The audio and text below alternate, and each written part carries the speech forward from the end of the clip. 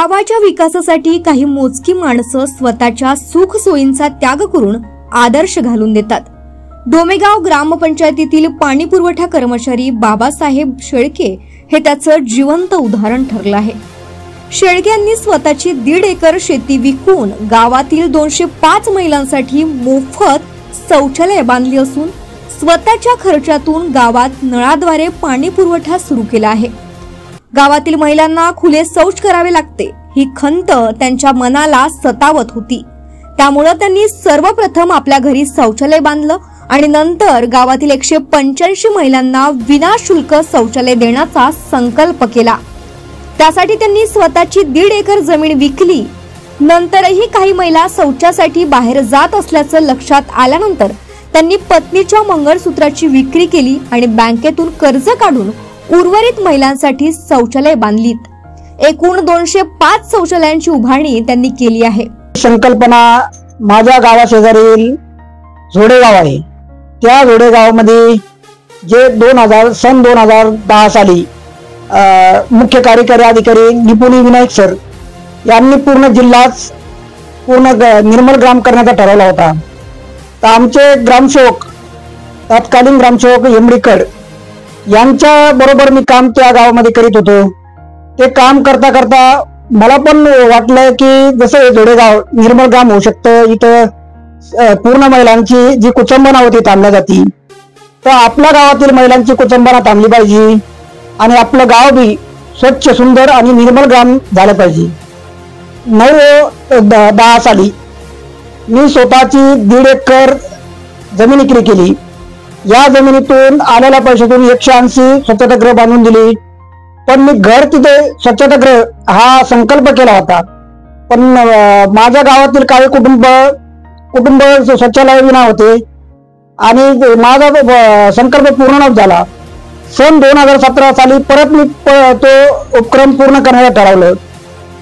तर त्यावेळेस मी काही कुटा फायनान्स असतील, महिला बचत गटाचे पैसे असतील, बँकेचे कर्ज असेल, त्यानंतर माझी पत्नी सविता शेळके यांच्या गळ्यातील जे महत्वाचं लेणं मानलं जातं ते लेणं म्हणजे मंगळसूत्र गहाण ठेवून त्यावेळेस मी 25 स्वच्छतागृह त्या आलेल्या पैशातून बांधून दिले।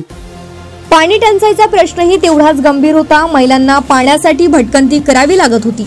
या प्रश्नावर तोडगा काढताना शेळके दाम्पत्यानं आपल्या किराणा दुकानातून जमवलेल्या पैशांतून गुलाटी नदीत 2 बोरवेल घेऊन नळाद्वारे गावातील घराघरात पाणी पोहोचवलं।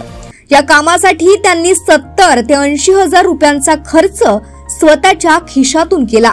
आजपर्यंत मी एकूण या गावातील 205 स्वच्छतागृह बांधून दिली। प्रशासनाने जरी कौतुकाची पाठीवर कौतुकाची थाप टाकली असेल, पण माझी एक प्रशासनाकडे कळकळीची विनंती आहे की अधिकारी असेल, लोकप्रतिनिधी असतील, यांनी माझ्या गावात येऊन प्रत्यक्ष कामाची पाहणी करावी, माझ्याशी चर्चा करावी की गावात रस्ते, पाणी या समस्या कायमस्वरूपी मिटाव्यात, यासाठी माझ्याशी चर्चा करावी। आणि जे गावाला जसं पोपटराव पवारांचं गाव आहे, अण्णा आघारे यांचं रायगड सिद्धी आहे, संभाजीनगर मधील पाटोदा आहे, हे गाव कसे असे लौकिक झाले आणि आधुनिक ज्या सुविधा मिळतात ह्या सुविधा पण माझ्या गावाला मिळायला पाहिजेत, ही माझी प्रशासनाकडे कळकळीची नम्र विनंती आहे। गावातील आई बहीण रस्त्यावर शौचालयाला जाताना दिसायच्या, त्यांची गैरसोय मला सहन होत नव्हती। म्हणूनच ठरवलं की काहीही झालं तरी त्यांच्यासाठी घराघरात शौचालय असावं। त्यासाठी माझं मंगळसूत्र विकलं। पण मला आनंद आहे की गावातल्या महिलांना आता सन्मानानं जगता येतंय, असं मत बाबासाहेब शेळके यांच्या पत्नींनी व्यक्त केलं। हे ग्रामपंचायतीमध्ये कामाला होते माझे मालक, तर मग त्यांचे साहेब होते, त्यांच्या साहेबांना आवड होती आमच्या शेजारी गावाला शौचालय बांधले, ते निर्मळ झालं। मग आमच्या यांच्या पण ध्यानात आलं आपलं पण गाव असं झालं पाहिजे, आपल्या गावातल्या महिलांना आपण शौचालय बांधून दिले पाहिजे, याची काळजी घेतली पाहिजे। मग यांनी बाथरूम बांधायचा विचार आला आमच्या मनामध्ये, तर मग आमच्याकडे पैसे नाही, मग आम्हाला शेती होती, 3 एकर शेती होती आम्हाला, तर आम्ही 1.5 एकर शेती विक्री केली, त्याचे पैसे आणले। मग शौचालयाचे काम आम्ही चालू केले, तर मग शौचालय बांधले आम्ही. तर मग तरीही पैसा आम्हाला पुरले नाही. आम्ही फायनान्सचे बँकेचे कर्ज माझ्या नावावर काढले, मग तरी बी आम्ही काम चालूच ठेवले. तर मग माझ्या गळ्यातले मंगळसूत्र आम्ही मोडले, ते पण पैसे आणले. मग असे काम वाढत चालले तर पैसा पण वाढतच चालला. तर मग आम्ही घरोघर शौचालय बांधले, महिलांना पाणी. त्याच्यासाठी आम्ही पाणी नाही तर आम्ही बोर घेतले शेजारी गावाच्या नदीच्या कडीला. स्वतःच्या पैशाने नळ्या आणल्या, गावात घरोघर पाणी देतो, वापरायला सुद्धा महिलांना पाणी देतो, पिण्याच्या पाण्याची सोय करतो. तर मग आम्ही झाडं लावले, घरोघर झाडं लावले होते आम्ही शेजारी गावाच्या नदीच्या कडीला. आता सध्याला झाडं आहेत, ते पाणी घालायचे, काम करायचे. मी पण त्यांना करू लागायचे. माझे पोरं लहान असताना मी त्यांच्या सोबत जायचे. ते म्हणले चल, म्हणले तर चालायचे. मग मिस्त्री आले आमच्या घरी शौचालय बांधायला, त्यांची पण काळजी घ्यायची. चहा, त्यांना स्वयंपाक ते करायची मी. पोरं लहान असताना करायची त्यांच्या सोबत. आम्ही 205 शौचालय बांधले. म्हणजे असे जसे आमच्याकडे पैसे येते, पैसे संपले की बंद करायचो, परत कर्ज काढायचो. शेतीतले ते 1.5 एकरातले पैसे आले की ते पण आम्ही पैसे खर्च करायचो.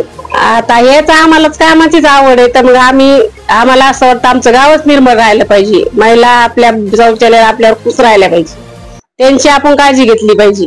गरोदर महिला असतील, म्हातारी माणसं असतील, मोठाल्या मुली असतील, ते आपल्या बाहेर गेले नाही पाहिजे, त्यांची अवस्था नाही झाली पाहिजे. हेच आम्हाला चांगलं वाटून आम्ही काम हाती घेतले. तर आता सध्याला आम्ही 2 बोरवेल घेतलेले. उन्हाळ्याचे पाणी कमी पडले तर आता सध्या महिलांना गावात आमचे पाणी चालू आहे, पिण्याचे, वापरायचे पाणी. बाबांनी जसं झाडाचं गावांचं प्रेमानं पालन केलं, तसं आम्ही त्यांचं स्वप्न पूर्ण करण्यासाठी त्यांच्या सोबत आहोत. चांगलं शिक्षण घेऊन आम्ही देखील गावाच्या विकासासाठी आपण आयुष्य देऊ, अशी भावना शेळके यांच्या मुलीनं व्यक्त केली. मी सध्या इयत्ता 12वी शिकत आहे. हे सध्या पेपर झालेले आहे. मला माझ्या आई वडिलांबद्दल पहिल्यापासूनच अभिमान वाटतो की जे आता सध्या परिस्थिती अशी चालू आहे की लोक म्हणजे भावातच एका तुकड्यासाठी भांडणं करतात. आणि माझ्या आई वडिलांनी एवढं गावासाठी मन मोठं करून स्वतःची 1.5 एकर शेती विकली. हे खरंच काम अभिमान वाटण्यासारखं आहे. पण याचा अभिमान सगळ्यांनीच केला पाहिजे. म्हणजे जसं सरकारने पण म्हणजे आमचा असा काही स्वार्थ नाहीये की आम्हाला समज काय पाहिजे, पण आमचं एक मनोगत असं आहे की त्यांनी स्वतः आमच्या गावाची पाहणी करावी, माझ्या आई वडिलांचं केलेलं सगळं काम बघावं आणि त्यांच्या पाठीवर कौतुकाची थाप टाकावी. मला पहिल्यापासूनच माझ्या आई वडिलांचा अभिमान आहे. पहिल्यापासून मी त्यांचा अभिमान बाळगते स्वतःची. मला असं वाटतंय की एखादा जर मनुष्य आपल्या गावातून, छोट्या गावातून जर एवढं काम करत असेल तर ते खरंच अभिमानास्पद आहे. म्हणजे आमचं असं काय एवढं आहे की मोठी शेती आहे की काय आहे जास्त, म्हणजे आम्ही श्रीमंत आहे. एक गरीब घरातून आम्ही हे सगळं केलेलं आहे. स्वतःची 1.5 एकर शेती विकलेली आहे. जशीच पैसे कमी पडल्यावर महिंद्रा फायनान्स, कुटा फायनान्स, बँकेचं कर्ज आणि पैसे कमी पडल्याच्या नंतर जे महिलांचं मणिमंगळसूत्र म्हणजे आयुष्याचं लेणं असतं, जे पतीचं आपण संरक्षण म्हणजे पत्नीचं जे आपल्या पतीचं लेणं असतं की आपण सौभाग्यवतीचं हे ठेवा असते, ती माझ्या आईने ती मोडलेली आहे. ती गहाण ठेवून माझ्या वडिलांनी हे सगळं काम केलेलं आहे. त्यांनी बरंच सगळं आमचं जर म्हणलं तर घर पण फक्त पत्राचंच आहे. एवढी काय आमची श्रीमंती नाही, पण एवढं करण्याचं त्यांची जिद्द मोठी आहे. याच्याबद्दल मला अभिमान वाटतो. मी पण सध्या आता 12वी शिकत आहे आणि नीटची परीक्षा देणार आहे. त्या नीटच्या परीक्षेतून जेवढा माझा स्कोर येईल आणि स्कोर जर नाही आला तरी रिपीट करून डॉक्टर बनणार आहे. आणि डॉक्टर बनल्यावर सुद्धा मी माझ्या आई वडिलांसारखंच काम करणार आहे. म्हणजे गरिबांची सेवा आणि डॉक्टर पेशातून जे करता येईल, जे माझ्या वडिलांच्या कामातून घेऊनच मी सगळ्यांची सेवा करणार आहे. आतापर्यंत गावात 10,000 झाडांची लागवड केली असून त्यांचं संगोपन मुलांसारखे करत आहेत. त्यांचं संपूर्ण कुटुंब त्यांच्या कार्यात खंबीरपणे त्यांच्या सोबत उभा आहे. गावकऱ्यांनी आता सरकारकडे रस्त्यांची सुधारणा करण्याची मागणी केली आहे, कारण गावाच्या विकासात शेळके कुटुंबानं दिलेलं योगदान आता शासनानंही ओळखायला हवं, असा सूर गावातून उमटतोय. शंखनाद न्यूजसाठी सनी भोंगाडे यांचा रिपोर्ट.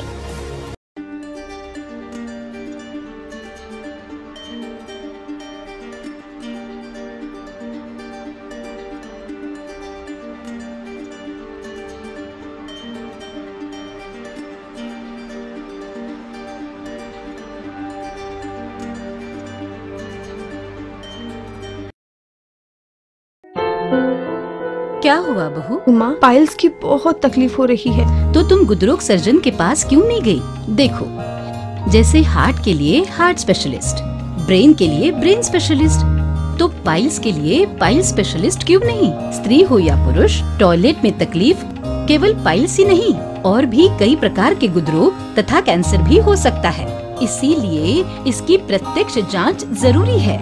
ठीक है माँ, पर जांच के लिए हम जाएंगे कहाँ? वही काले आयुर्वेदिक पाइल्स हॉस्पिटल में। लेकिन माँ, प्रेगनेंसी में पाइल्स की दवाइयाँ? प्रेगनेंसी में आयुर्वेदिक दवाइयाँ सुरक्षित होती है। जनहित में जारी। काले आयुर्वेदिक पाइल्स हॉस्पिटल, औषधि चिकित्सा तथा सर्जरी ट्रीटमेंट उपलब्ध। हमारा पता उमरेड रोड, दिघौरी बस स्टॉप के पास, नागपुर। अधिक जानकारी के लिए वेबसाइट पर जाएं kalepileshhospital.com।